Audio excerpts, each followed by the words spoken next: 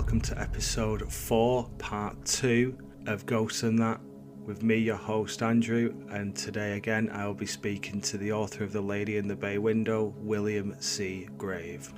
All the links to the books, the audio books, and the cancer charity will be linked in the show notes, also the links to my social media. So yeah, enjoy this episode, stick your headphones in, get a brew or a beer, and let's return to number 333 and get reacquainted with The Lady in the Bay Window. I heard about originally the Lady in the Bay Window through, I think it was on Yvette Fielding's podcast. Oh, right, okay, yeah. Yeah, because I was going, this was 2024, I think, wasn't it, when you were on there? That was random as anything. I saw her at... I've not done loads of these, haunted nights where you book on and go on a haunted night. Yeah, I've done one, I can probably count them on one hand, put it that way. Yeah. But I've been to HMP Shrewsbury three times out of that 5. Yeah. But because I enjoyed it so much the first time I went, I said to my dad, they'd actually offered to... It was really nice of them, to be fair. When my mum was poorly, I went and did the overnight stay at HMP Shrewsbury with the lad who's going to be editing the podcast for me, and another couple of mates as well that went with me. And they do a big group photo, as you've probably seen on Facebook, then they do these events. And I've seen them, yeah. Yeah, it was Carl and Stuart who were there from Most Haunted. And obviously I grew up watching that. Yeah, me too, man. Me too. So afterwards, I wanted to just go and say hello. So I sort of waited around in that room, and I walked over and said, "Hey, lovely to meet you. Just want to let you know I watch your guys' stuff since I was probably 17 years old." And Carl sort of said, "That makes me feel very old, but thank you ever so much." But I had a good chat with him, and I told him about my mum. I don't know how we got onto it, but basically said, I used to watch it with mum and dad. I said, actually, my mum's really poorly at the minute. Would you mind actually sending her a little video message, like, to cheer her up? So they did a right nice video message, and on the video message, Stuart said, I've still got this on my phone, Stuart actually said, if your mum ever feels up to it, we'll bring her on an event free of charge. Like, we'll give a ticket for her and you and your dad. You can come along free of charge, wherever you want, meetings and stuff. And I thought it was really nice. But obviously my mum never got a chance to use that because she was very poorly. But after she'd passed, I thought, you know what? I'll contact Jenny off the programme, who's the manager there, and see if they'd honour that for me dad. So my dad could go along on one with me. He'd never done it before. And they did. And it was one with, Jenny actually said, come along and meet Yvette. You didn't meet Yvette last time. And I got on really well with that Jenny when we went to the prison. So gets there, back to HMP Shrewsbury, and I took a copy of the first book with me and signed it to Yvette. And after they do a picture with her, so you sort of queue up, you have a picture with Yvette, and there were probably 70-80 people there, so they're in a queue on. When I got to the front, I'd come prepared, I gave her the book, signed book, and said, have a read at this, I think you'll really enjoy it, because she writes books as well, doesn't she? Yeah. Which I've got a couple of those as well. So yeah, I've got some of her audio books as well, yeah. I think you'll enjoy it. And she went, oh, fantastic, I definitely will, and I've heard about this, will you come on my podcast? And I was like, obviously. That's a bit surreal. Surreal, isn't it? Yeah. Yeah, it's crazy. So I just said, yeah, no problem. She went, do me a favour, go and get a scrap of paper off one of the staff, write your number down, put it in there, and I've now got Yvette Fielding on WhatsApp. Amazing. Just the dream. Just mad. I know, because I grew up watching that as well from the second it started on TV, I was there. Never, because I grew up watching Strange But True. Do you remember that? Yeah, of course. Yeah, Michael Gospel. Yeah. Absolutely, that was terrifying, but I didn't sleep for years. That. Do you know what I mean? Did you ever see the one on Stocksbridge Bypass in Sheffield? I did. Is that the one with the monk? The monk, yeah. So that's supposedly one of the most haunted roads in the UK, and it's only 15 minutes from me. Yeah, when was I last in Sheffield? I went to see the play. When was it? Oh no, this last weekend. I was near. No, wasn't it? It was in Shevin Forest. That's like Sheffield, is it? Oh, you were, yeah. You had the week away, didn't you? You have a nice weekend. Yeah, it was alright. It was good. Yeah, brilliant. Yeah, good. Nice spa weekend. Oh, nice. Yeah, nice. Well, very much needed. But yeah, Yeah, it's super surreal, that, innit? I mean, I've listened to that episode. I was like, this sounds awesome. So like, I've Googled it, went on Facebook, got on it straight away, and bought the book. I was like, Oh, yeah, wicked! cool. Thank you. Um, It's very much appreciated. yeah, it's all right, man. It's all right. Right, where am I up to now? We've started at the bottom and worked our way. It's all right. So what do you know? I know you speak about a lot of the history of the people that live there, but I'm personally myself, I'm more interested on of the land. What was the land that the house is built on? Because in my head, when I'm listening to the second book, I'm thinking, well, in paranormal circles and stuff like that, people think that the location of a house can be the reason for this activity. Do you know what I mean? And when I think about that, I was thinking of like places like the Ram Inn in where is it now? You've heard of the Ram Inn? I know the Ram. Yeah, I've heard of it. Yeah, yeah, and definitely heard of it. Hale Van Og, the Witch Farm. Yep. Which is that BBC podcast, Danny Robbins one, and the Black Crosses in Alderley Edge. They're all on ley lines. Now, is your house on a ley line? That's one of the questions. I don't think it is. Now, that sounds a bit crazy because there was a local historian. You'll have read about this in the second book. There's a lady called Joanne. Lovely lady. In fact, I think she was at the show you were at. Yeah, she was. Yeah, she was. She's absolutely amazing. She was just a fan of the first book. She got in contact and said, I'm a local historian, I love the book, I want to find out more detail for you, I want to try and find out some answers for you to previous residents of the land, all that sort of stuff. Now, I can tell you, I'll sort of go on to the land, but the house was March the 25th, 1936 from memory. It was built, and it's not just had one resident as I thought in the first book. I was told by neighbours when I'd gone around sort of canvassing to get more information about the history, it's quite hard to get history on something that isn't over 100 years old. Yeah. You just can't find a lot of detail on it, so it was very hard to find the information for the first books. It was all hearsay from neighbours that had lived here for years and years and years, or family of neighbours that lived here for years that I got the information from. For the second book, it was quite interesting because Joanne had literally spent hours in local and national archives looking at the land, looking at previous residents, finding images of them. So I've got all this information now. And there have been, since the start of this house being here, there have been, crikey, lots of different couples, that have lived here through the years, since 1936. But the land before it, I've got images of the land, and it was just farmland. Right. There was nothing here. So there was a quarry. You'll not be able to see this, listeners, but I'm sort of pointing to my left-hand side out the window. There used to be a large quarry out that way, probably 50 yards behind my house, which is now 100 yards away. There's some flats over there. And so the top of the road, which would be sort of bang behind where I'm sat, about 100, maybe 200 yards, there is a pub, which is still there now, and there is a Methodist church, which is still there now. Now, I don't know if they're the original buildings or not, I'm not too sure, but they're the only landmarks that you see on this map. The one interesting thing that was in there was dating back to one of the guys who saw a sighting, who I didn't know, one of the neighbours who had lived across the road since 1967. Oh, was this? Chap called David. Yeah. So when he lived across the road, when he was growing up here in 1967, he went to a school in Derbyshire, and the kids on this side of the road would have gone to a school in South Yorkshire, because the county dividing line was the centre of the road. Right. It's quite a long, straightish road, and that is the separation between Derbyshire and South Yorkshire. Literally was a split in the whole sort of village, if you like, which is a bit of a strange one. And there is a stream that runs behind the houses across the road, that runs right behind the houses down there. That's interesting as well, yeah, because there's a lot of connection with water as well in the paranormal. There is. Apparently, I don't. This is what I've heard and stuff. So. Well, the strange thing is, nobody else, neighbours-wise, nobody else has had anything paranormal happen around here.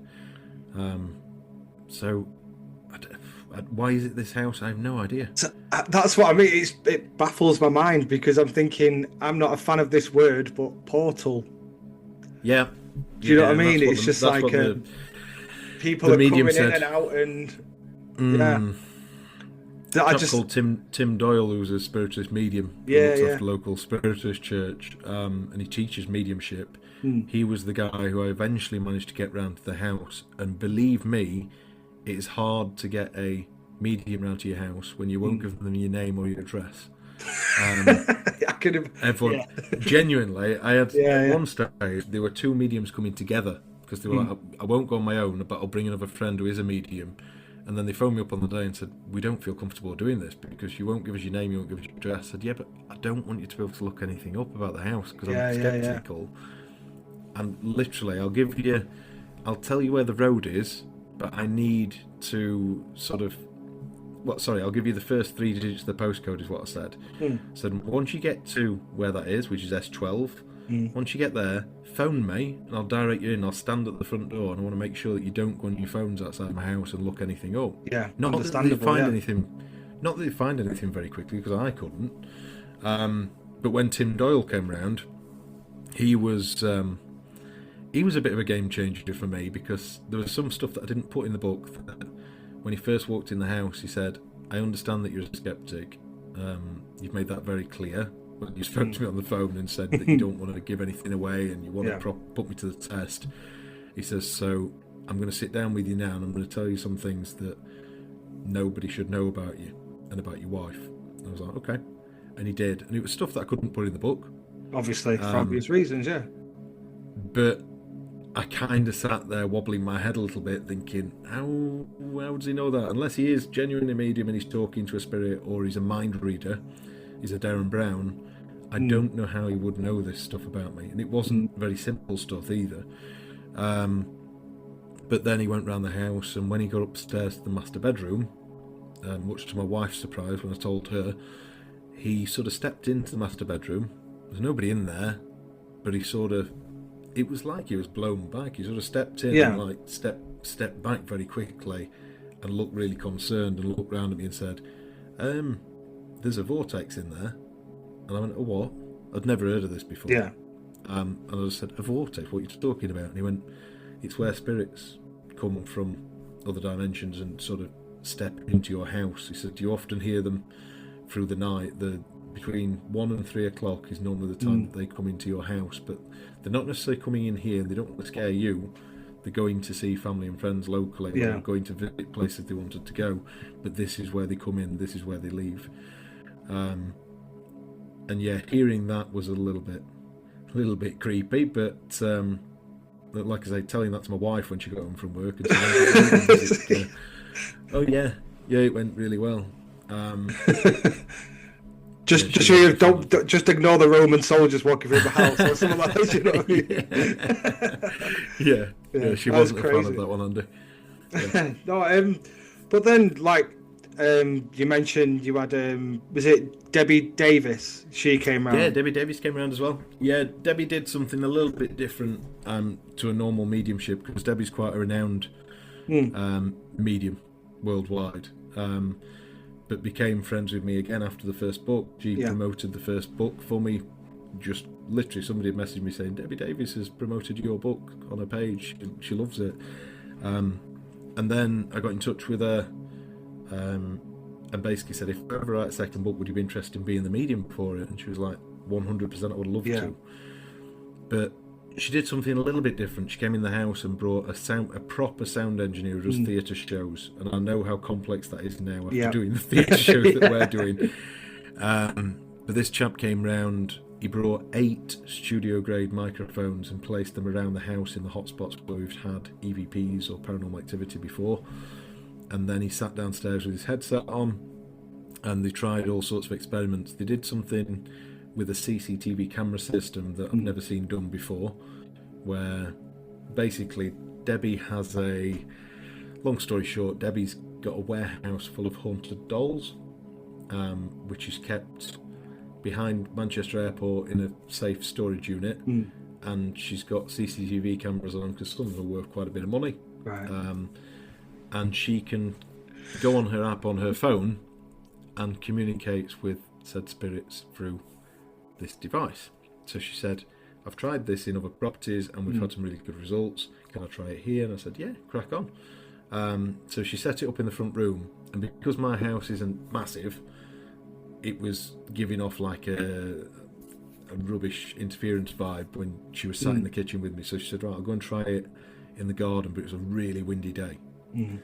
So she did it in the garden for a little bit, but it was quite windy. You could hear the wind howling through the thing. So she said, I'm really struggling with this, and I can't go upstairs because it's going to do the same thing when you get the same interference. And I said, why don't you go sit in my car?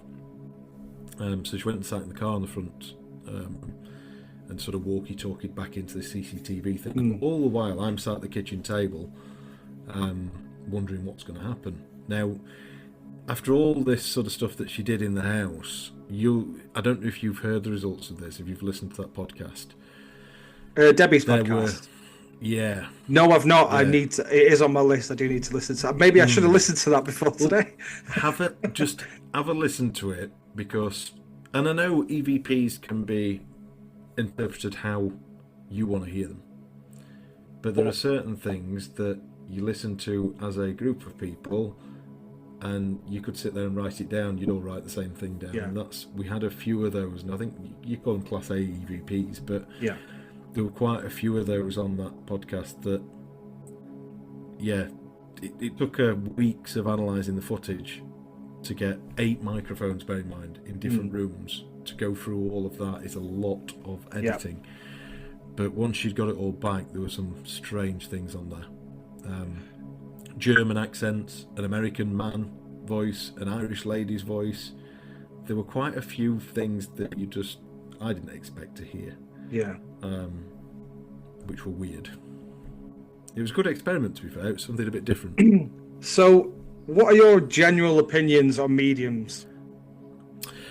Well, Debbie had said we had a good laugh about this, because I am massively sceptical about them. Tim did change my mind a little bit. Debbie didn't really use. She did use a mediumship here, but in a different way. Yeah. To what you would normally see a medium use mediumship, I suppose. I've got nothing against mediums. I'm sceptical first about everything, not just mediums, everything. Yeah. I'll always look to try and debunk what has gone on before saying, well, that's paranormal. That's definitely paranormal. And you'll see that in the books, where I'll basically say, I don't know if it was paranormal or not, but this happened.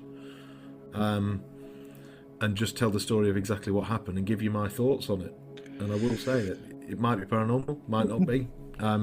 Could be a logical explanation to it, but I don't know what that is. Because the way I see mediums is I've watched a lot of TV programs like Help My House is Haunted and stuff like that. I don't know if you've seen them, but you have mediums using technology as well as, or relying on technology more than their own mediumship. And that's where I kind of lose a bit of, with certain people, I'm not saying everybody, but when you get somebody who's relying on flashing lights other than what's their gift, do you know what I mean? That's where I I do get a little bit skeptical about that. Do you see what I mean? Yeah, I get you. But then again, there is mediums out there that will literally this, and it's all true.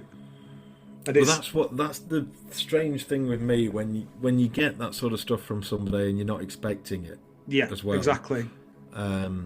And you probably know people yourself that have said, no matter what your thoughts are, I mean, you probably have friends and family that say, I've been to see this medium, they're amazing, they got absolutely everything right. Yeah. And I've had that as well. So I don't know. I don't know is the honest answer to it. And it's a similar sort of thing to me saying I don't have a lot of answers to anything that goes on. I don't know if it's ghosts or spirits. I don't know if mediums are real or not. I don't know. It'd be great to say they were, but I think the big thing for me is if it gives people comfort that have lost loved ones. Exactly. Fantastic. Yeah. That's great. Oh, excuse me. So you right? yeah, a bit of a cough. Yeah, so I remember looking. I remember you put a post on your Facebook page a while ago.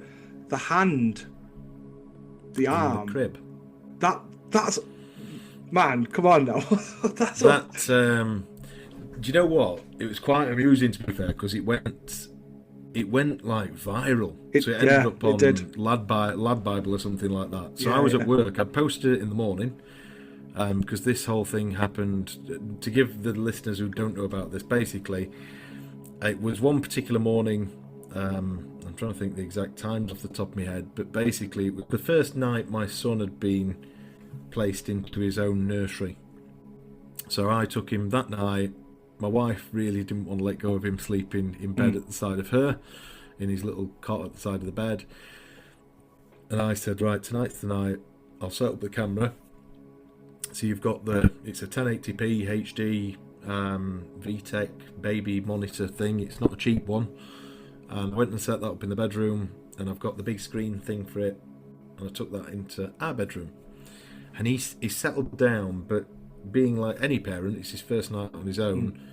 I was checking the phone app all night because I've got the phone app for it as well. So every time that pinged and said motion detected, or it does motion or sound detected, every time it pinged, I was just looking at it and having a quick look at the video until eventually tiredness took over and I fell asleep. Now, I think from the top of my head, I think it was about 6:15 or something. There was an alarm went off on it, but I was fast asleep at the time. Now, at 8 o'clock, I heard him crying. Now, he would always wake up around that time and cry anyway if he's in our bed or in there. But he did, and he started whimpering, and it was time to go and get him, and it was for his morning feed. So, my wife's next to me. Now, if you can imagine, the door to the room is to my right outside. My wife has to walk around the foot of the bed, past me at 6'4", with my feet hanging off the end of a double bed. God knows why we got rid of the king-size bed. But we did, I think, for more room for activities in the bedroom or something like that. But we we did. We got rid of that. We got a double bed, and my feet hang off the edge by about a foot at the end of the double bed. Now, for my wife to walk past me, I always have to pull my feet in so she can get round the end of the bed. I said it wasn't a massive house before. It's not. It's a 3-bed semi. So she's gone and said, I'll go and see to him.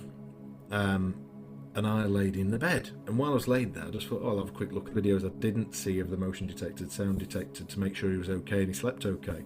As I'm going through them, I get to one. I sort of started at the top end at 8 o'clock or whatever it was, and went back through. So I'm watching a video, and it's just him moving about, flailing an arm, just whatever, flailing a leg about.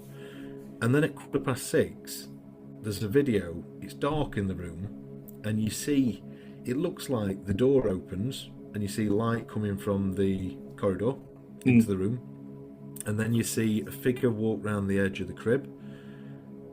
You kind of see, you've seen the video, you kind of see a figure walk round the edge of the crib. You don't. It's like a translucent blob.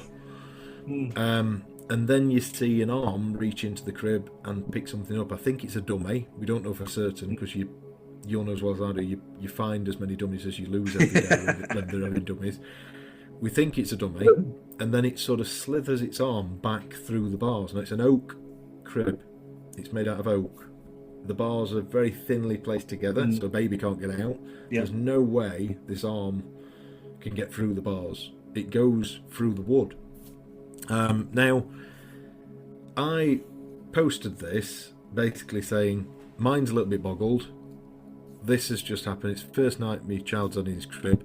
Now, to put it into picture now, he's 2.5 years old. He's been sleeping in there for about 1.5 years. This has never happened since. It was that one night, his first night in the crib. It's never, ever happened since. But I tried to recreate the video that night when we had the same lighting. Both me and my wife tried to recreate it, and it wasn't our arm. There's nobody else in the house. I did what any modern skeptic would do. I put it on Facebook and said, this is boggling my mind. Can anyone explain this to me? What did make me laugh, because it went a little bit viral, you get debunkers across the internet, Yep. trying to pull the video to pieces. And I knew I had nothing to hide. All I'd done is clipped the video from the baby monitor on my phone, on my iPhone, just the ends of it. So there's nothing missing on it. I've not changed anything on it. We were speaking before we came on this, and I was talking about the new podcast that I'm going to be doing. I've got somebody coming in to do the edit on that because I'm rubbish with stuff like that.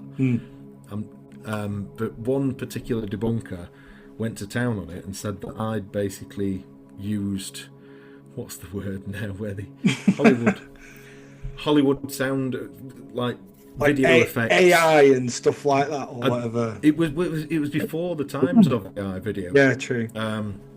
So it was what do they call it now when they do it in Hollywood? It's CGI. Like they said CGI, like yeah. I'd done CGI an arm coming through some wood in the baby's crib, so which was laughable. But I sort of doubled down on it and said, I found the guy on YouTube. Somebody had said he was sort of slagging me off on a video, and I thought, right, okay, I'll send him the raw footage. I've got the raw footage, which you can see the file's not being edited. It's got the date on it, when it was, the time, everything. I'll just send him it. So I did, and he went back online and still said it was CGI, but he didn't bring up the fact that I'd sent him the original file and all the dates and times and all that sort of stuff. He just, and I get it. I think basically he's going online to get likes on YouTube. Of course. I know, as well as anybody else who knows me, none of this is made up. All of it is how it is. I don't try and make any story any better or worse or whatever. I just tell the story as this happened. Yeah. This is my thoughts about it. And there's definitely no way that I could do CGI or use AI before it was out. In my opinion, man. In my opinion, man, there is like literally, that is what it is. That's what happened. I looked at that and went, wow. Do you know what I mean? There's no mistake, is there? Like, there's no mistake in it at all. I shouted my wife back into the room at the time and went, come and look at this. Did you go in his room this morning? She went, no. I wouldn't be able to get in his room without waking you up, would I? And I went, well, I've not gone in his room and you've not gone in his room. Now, other people have said it could be sleepwalking, and it could. 100%. I'm with you on that. It could be one of us has sleepwalked and not knowing that we've done it, because as a new parent, you do lose that lack of sleep, all that sort of stuff. I mentioned to you before we started recording, I had 3 hours sleep last night because my little one's poorly. So I get it. It could be, but for one thing, we've gone and tried to recreate the video. Yeah. And the arm in the video is bigger than my arm, and see-through, and see-through. It goes through the bars, which you can't do. Yeah. The body disappears in the corner. Yeah. I don't know what happens there, but that just disappears. It doesn't leave the room, and it's only a very small little box room. It just doesn't leave the room. But the arm is bigger than my arm, and my wife doesn't have bigger arms than me. So I don't. And that's not a brag, by the way. My arms are like pipe cleaners. But she doesn't have bigger arms than me. So it just was weird. Very, very, very strange. But it didn't feel threatening. And I know that sounds crazy. Yeah, it doesn't look. I mean, obviously, I wasn't there, obviously, but I mean, it doesn't look threatening. No. Do you know what I mean? It's just, it is. Yeah, it's what it is. I think. Yeah, I don't think there's any mistake in it whatsoever. I remember seeing it, going, "My God." But if I was that good at CGI, I'd be working in Hollywood. You'd be working, yeah, exactly, exactly. So, yeah, it's definitely not faked. That is one thing. So I remember seeing the investigation you did with Ghost on Trent. Yeah, I seen it on YouTube. Awesome. And I think it was the I think they edited the whole night down into like an hour or something, didn't they? They did. It was about an hour and a half. It was like a full feature thing. So they did like an hour and a half. But bear in mind, they had 6 cameras set up. They borrowed cameras off the Ouija brothers. They very kindly borrowed cameras to them because they're good friends with each other. But yeah, Mark and Paul from Ghost on Trent, we've become good mates. Again, paranormal community, all very close, very passionate about what they do. And they are real investigators. They want to find the truth. I'd have thought, when I was listening to, obviously you go through it a lot in the book, and I watched the YouTube video, I'm thinking, is there any possible way you could have put a camera facing the house? Do you know what I mean? Did you not? The only reason I won't do that is it will Well, give yeah, away because it's a that giveaway. it's my house. Yeah. So I said to them before they came, the BBC have been here to film me about the charity side of it. They came to the house and I said, not a problem at all. You can video in the house, but you ain't videoing outside the house because it will give away the game of where my house is. And we already do get the odd person that comes and knocks on the door and says, "Is this the house?" Really? That's a bit odd, isn't it? I mean, they've been lovely people, to be fair, but still, it's a bit of an invasion of your privacy, isn't it? It's your family home, isn't it? I've got to protect my family, to be fair. 100%. So yeah. But yeah, that's the only reason we don't do filming outside the house. Didn't you? You used a VR headset as well, I seem to remember, didn't you? I did. Yeah, that was a strange experience. I mean, this goes into something I want to talk about as well. Like, you've watched the Most Haunted and stuff like that. They use a very sort of traditional methods, don't they? How do you feel about using like technology, or do you favour technology or traditional methods? What do you think? Personally, traditional methods. Well, put it this way: the original Awakening the Paranormal, when they came, they were great. They were really professional. They do every sort of ghost investigation team do things slightly different, as you're well aware. Ghosts on Trent don't use any gadgets apart from that at the end of the night, which he said this is for entertainment purposes only. We're just going to have a look at this and see if it does anything. It was interesting. It was something different to do. Waking the Paranormal, when they came for the first book, that was the first investigation team that came to the house, and they videoed all that night as well. They used loads of gadgets and gizmos, and they were crikey, REM pods, cat balls, EMF meters, what are they called, carbon monoxide detectors, apps that got word banks and stuff in. They used absolutely everything, and these air pressure monitor things that they put throughout the house as well, and they were going off all night. We had literally from the word go all these different devices going off all night. But do you know the most damning evidence from that night was me leaving my laptop at the top of the stairs recording. Right, yeah. And I didn't tell them it was happening. I didn't tell them that was happening. But on that recording, I get footsteps walking past the laptop twice. I've got a cough on there. You hear a woman singing like a melody sort of thing, or sounds like a woman singing a melody. Bear in mind, there's no windows open. I've got brand new double glazing in the house. There's no windows open. You don't hear noises from outside. I mean, I'm on a call with you now. You would hear noises outside if you're going to hear them on that recording. You don't hear them on this recording. But one of the strangest things right at the end of the recording, after they'd gone as well, this was a bit creepy. I was watching it on my own the second time I'd left the laptop upstairs. And I told them for the second time, I said, just to let you know, I've been recording, I'm going to go and get my laptop, let's play them back. And we found all these different noises that I've just told you about. Then the second time around, I started playing it and they said, we've got to get off, we've got to get back and travel and blah, blah. I said, all right, well, I'm going to watch it back, I'll let you know if I find anything. And I went and sat in the kitchen on my own. Nobody else in the house, no dogs there. It was, you could hear a pin drop at this point. And I'm listening back with the headphones on, and then I started to see a sound spike coming up on the laptop. I was like, what's this going to be?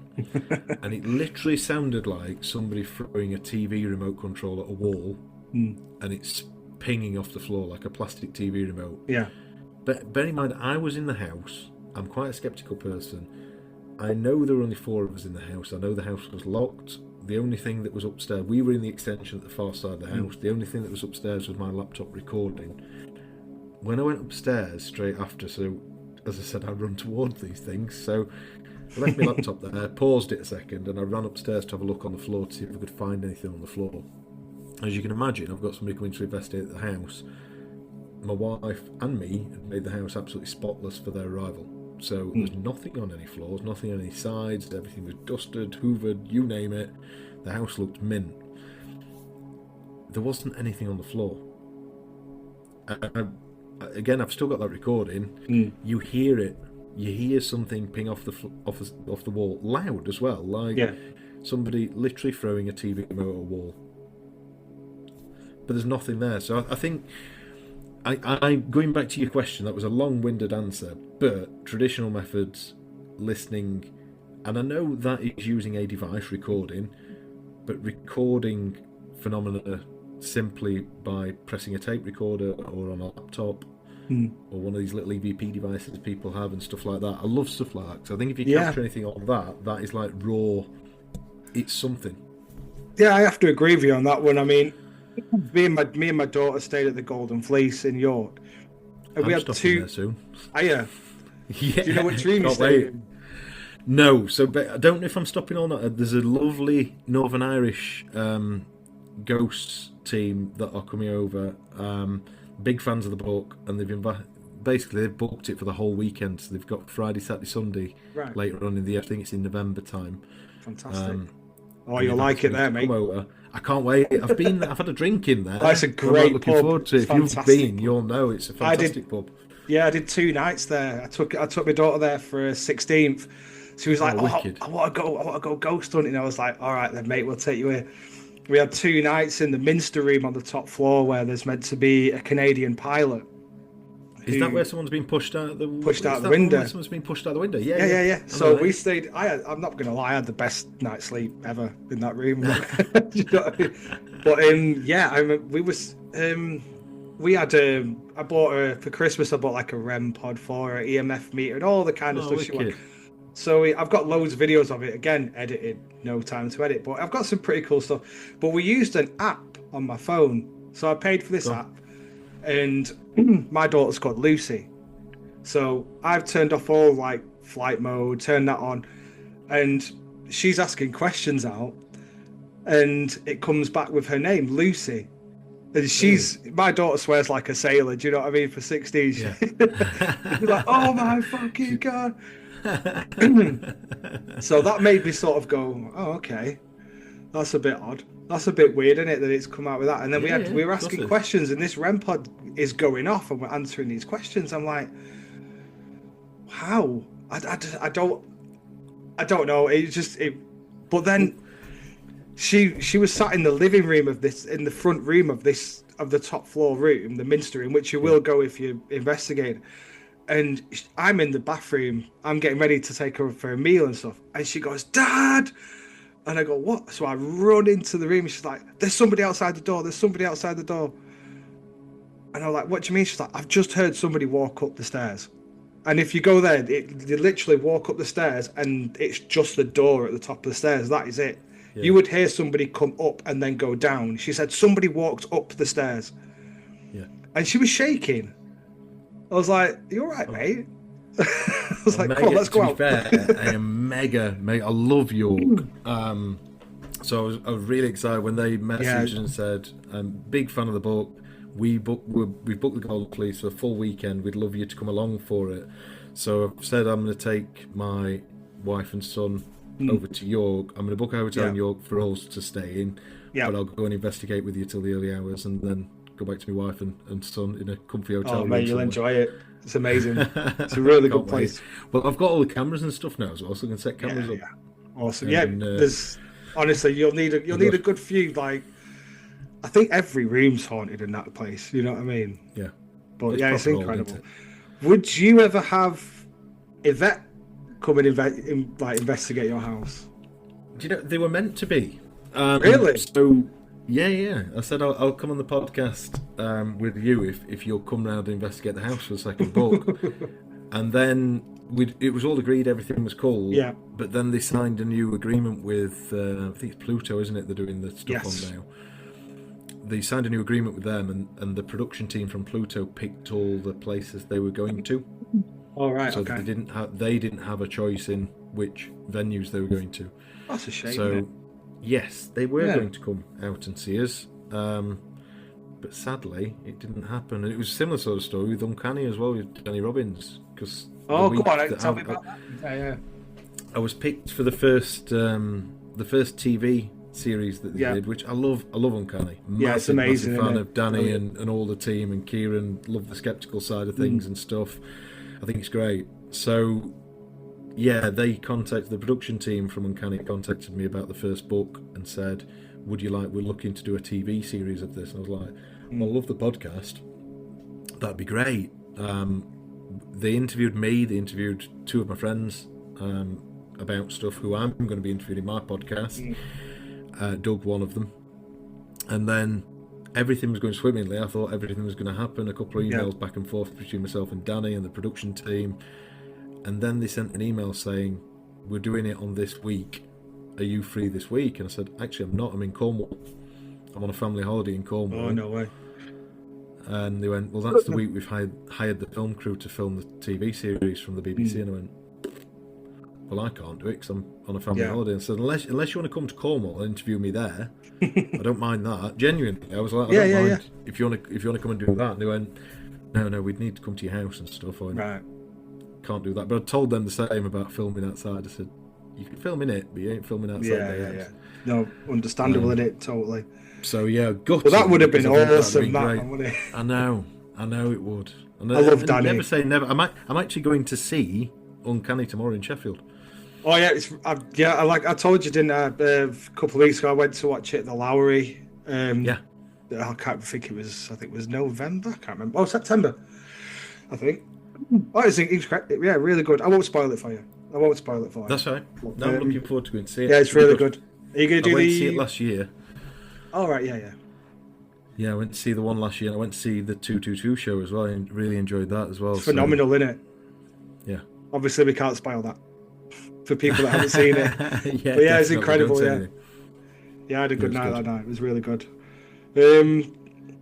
So, going off everything you've experienced, have you ever thought of, like, working on your own possible, like, I don't know if, like, tuning into it more? Do you know what I mean? Like, going under, say... Well, like mediumship for me. Yeah, or even, like, doing hypnosis in your home, like, say, some sort of regression, because it sounds to me like you were chosen to live in that house. That's how I picture it in my head, or how I was thinking about it. Like, there's a reason why you're living there, in my opinion. Do you know what I mean? Okay. It's not just like, I've bought a house and this has happened. It probably is just that. But there might be some sort of thing pulling you to that area. Do you know what I mean? Could be, yeah. It's not something I've ever thought of. I think my dad's actually spoke to me a few times about getting the house blessed. Which I've said, yeah, it's something I would genuinely look at getting it blessed if anything untoward happened, anything near my son or wife that happened untoward. But I don't think anything is necessarily trying to scare us. Yes, there's been the knives incident. Yes, there's been the cough in my ear. There's been a few things that have shocked us a little bit. But I don't think it's trying to sort of push us out the house, whatever it is. Yeah. So I'm kind of like, let's live in a bit of peace and peace and quiet together. Yeah. Everything will be fine. And I'm still intrigued by everything. But no, I've not looked at doing that. It's a possibility, something I could do and try. Yeah, I mean, I think it'd be interesting. Maybe, I don't know.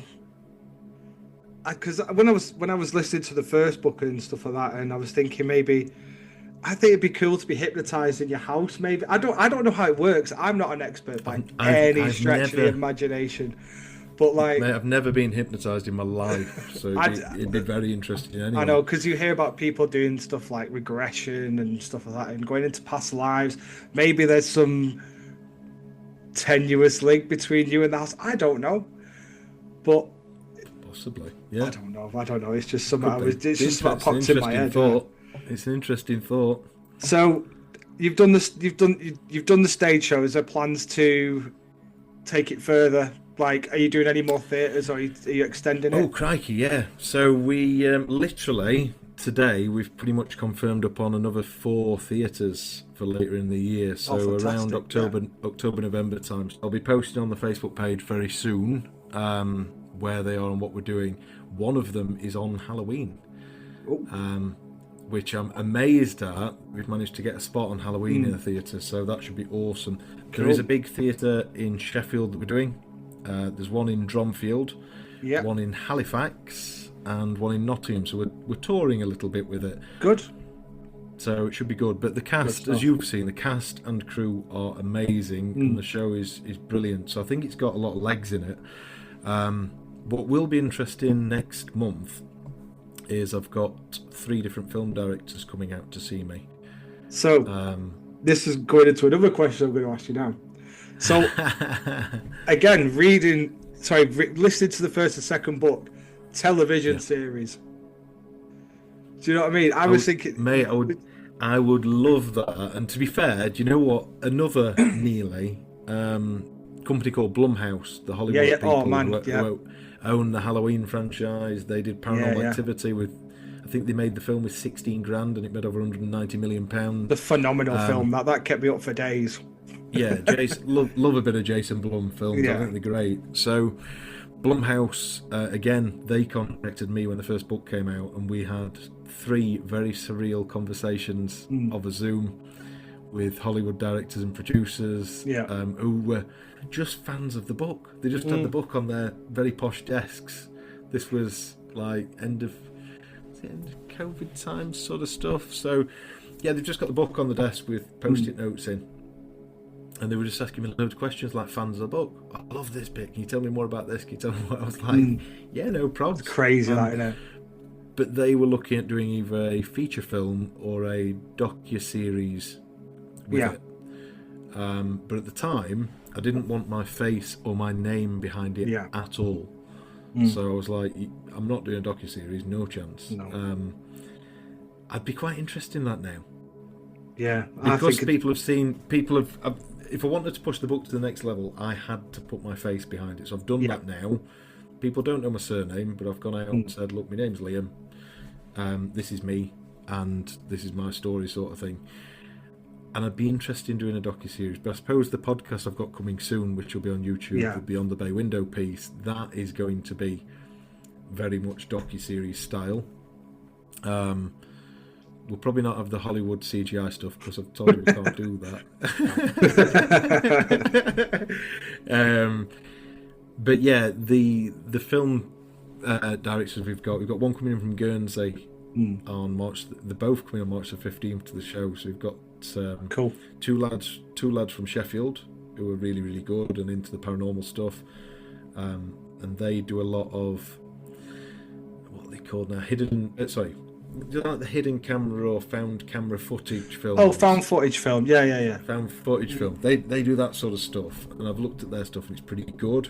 One of my cast in the play, one of the playwrights cast in the play, is actually in one of their films. So we've got quite a connection there. But the other lad who's flying from Guernsey, we've been chatting since before the first book came out, and he was saying it's gathered a big following. I'm interested in it, and he does some big budget sort of feature films. So there's a potential for a bit of both in there, I think. So we're going to have a conversation, see what happens from there. So, who would you get to play you? what they could look like? It'd probably be somebody like Stan Laurel if he was still alive. But Tom, do you know one person who I'd love to play me, because he's actually from Sheffield, a lad called Tom Ellis, who is Lucifer. Have you ever seen the series Lucifer? Do you know what? I haven't. I'll have to have a Google of that. You need to look him up. Yeah. He makes me look like a Wish version of him. Or a Timu version of him. Yeah. But he is actually from Sheffield. All right, the same school. He went to the same school my dad went to, and he's a big Hollywood actor. Oh, no way. Cool. Yeah. Or Sean Bean, of course, because he's from I was going to say Sean Bean straight away, man. a young Sean Bean, but yeah. Yeah, but he always gets his head lopped off, doesn't he? So I was wondering how long it's going to. I had a bet with myself how long it would take me to mention Sean Bean for some reason, because Sheffield's famous for what? Steel, tea, and Sean Bean. Sean Bean, yeah. And now Sheffield Lady United, in the Bay Window, yeah. Man City fan. Oh, what? Oh, sorry, no way. That's all right. No wrong with that. But it's been an absolute pleasure, mate. Honestly, I'm thankful. Thank you for having me. Much appreciated. Yeah, no, cheers I hope your new podcast absolutely smashes it out of the park. It's doing all right. It's really hard to get traction. It's like people telling me to. I've got to post everywhere 3 times a day, and it's like I ain't got time for that, mate. You know what I mean? You got to be on TikTok all the time. I do my best. It's hard work. To be fair, my missus does my social media stuff a lot in the day. She helps out with stuff on there because it is hard work. Doing the adverts and stuff for it and all that stuff. And I'm lucky to have a very good friend who looks after the website. I've got the ladyinthebaywindow.com. He looks after that for me as well. So I'm quite blessed in that respect. But I do always try. If people do on the Facebook page, I always try and reply to every single one of them. Yeah. Which is why, I mean, we've ended up chatting. I always try and reply to every single person that messages. Because I think if somebody's taken the time to message you, then always try and do it back. Like, I took a bit of a shot in the dark here because I was, like, super big fan of the book. And I was like, I need to speak to this guy. I want to get him on my podcast. I've done 3 episodes. Let's see what happens. You know what I mean? But no, I really appreciate taking the time. I know you're busy. I know it's getting on a bit. It's late. You're right. Are you in work in the morning as well? I am. I'm working in Nottingham tomorrow. Oh, well, so I'm off to Nottingham tomorrow. So it's not too much of a drive for me. It's only an hour and a half, something like that's that. That's it. I'm in work at 10, so that's not too bad. Fair play to you. Yeah, it's pretty good. Well, look, Andy, it's been an absolute pleasure. Thank you for having me on. Yeah, no worries, man. So I hope you smash it with your podcast. I do too, man. I'd love to do this full time. Obviously, I really would, but I'm happy at the moment as I am. Do you know what I mean? So, where can people find the book? If you go to amazon.co.uk, you'll find both books, The Lady in the Bay Window and The Lady in the Bay Window 2. I'm very inventive with the names. You can get that in paperback, hardback, Kindle Unlimited, and audiobooks of both versions, which are narrated by me. So if you've not enjoyed listening to this, then probably don't bother with the audiobook. But yeah, keep an eye on the Facebook page and the website for the theatre dates, because as Andy will attest to, the cast and crew, we've got 15 people, or 20 in the whole cast and crew, that do an amazing job of bringing the stories to life on stage, live in front of you. And it's just awesome. So we've got more dates for that coming. We sold out the 6 shows that we did earlier this year. We've got at least another 4 coming later in the year around October, November time. So get yourself along, buy a present for somebody else. You'll enjoy it. I will stick all the links in the description of this episode, 100%. And thank you so much. Oh, was there anything else I needed to say? And the link to charity, if anybody wants to donate to the charity as well. That'd be really good. Of course, yes. If you search, just Google search for Weston Park Cancer Charity. They are amazing. So Andy will probably put the link on there for this anyway. I do have a link, Andy. I'll send it you actually. Which please. Basically links to the fundraising piece for my mum, which is in my mum's name. So that'd be brilliant. Nice send me that as well, man. To that, that'd be amazing. In fact, it's in. If you got the program, didn't you, from the? Yes, I've got the program. Yeah, stage show. Yeah. There's a QR code in the back of that. That's the link to it. But yeah, I'm sure Andy will post that. They are an amazing charity, and they also do cancer research now as well. So they're looking for and testing new drugs that could help families and friends of yours along the future, or yourself. Good stuff. So, yeah, but really appreciate you coming on, man. Thank you very much. No worries, dude. Not awesome at all. Have a good evening, pal. I'll catch you in a bit. You too, mate. I'll speak to you in a bit. See you later. Bye-bye. Bye.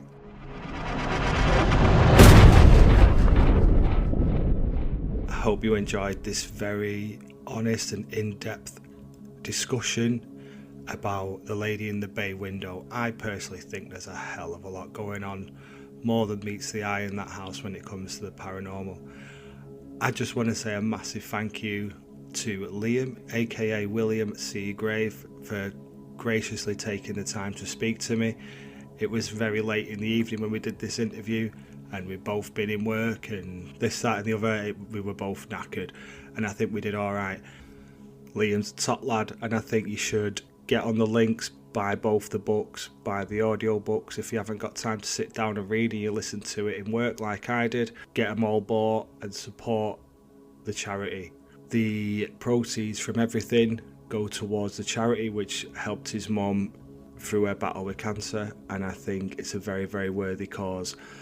All the links will be posted in the show notes. I just want to say thank you to everybody who's listened to both episodes. I really, really appreciate it. I hope you've really enjoyed the 2 episodes, and there'll be more from this podcast coming soon. Obviously, I've got loads of mint ideas heading your way. And yeah, follow everything, all the links from the show notes. I just want to say again a massive thank you. And remember, you know what I'm going to say. Keep an eye out for them ghosts and that.